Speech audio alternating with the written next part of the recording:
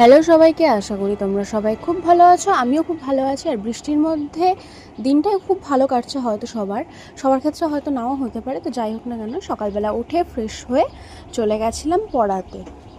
আর বৃষ্টি হচ্ছে, বৃষ্টিতে ভিজবো না এমন তো কিছু হতেই পারে না, কিন্তু পড়াতে যাব, ভিজেও বাড়িতেও আসতে হবে। তো যেই কারণে যেখানে জল দেখতে পাচ্ছি, যেখানে জল বেশি, আমি সেখান থেকেই যাচ্ছি, কারণ আমার জল ঘাটতে খুবই ভালো লাগে। আর তার মধ্যে হচ্ছে বৃষ্টি, আর বৃষ্টির মধ্যে পড়াতে না গেলেও কিছু বলতো না তারা, কিন্তু ওই যে আমার বৃষ্টিতে ভিজতে হবে, কোনো রকমভাবে ভিজতে তো হবেই।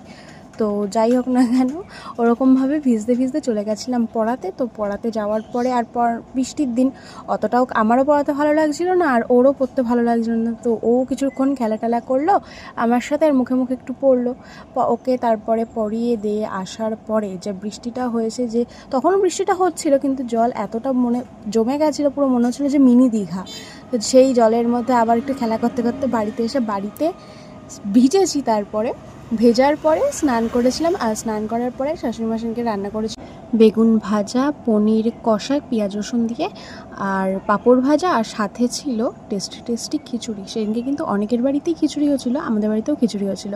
খাওয়ার পরে বিকালবেলা চলে গেছিলাম আবার পড়ানোর উদ্দেশ্যে। ওকে পড়িয়ে আসার পরে আমি চলে গেছিলাম রেডি হয়ে পার্লারে, রিঙ্কিদির পার্লারে। আর রিঙ্কিদির পার্লারে কিন্তু চলছে এখন ভালো একটা অফার। তো যারা যাওনি তারা কিন্তু ফটাফট যাও। আর তারপরে এই বাচ্চাটার সাথে খেলা করতে করতে নিজের কাজ মিটিয়ে চলে আসলাম বাড়িতে। টাটা।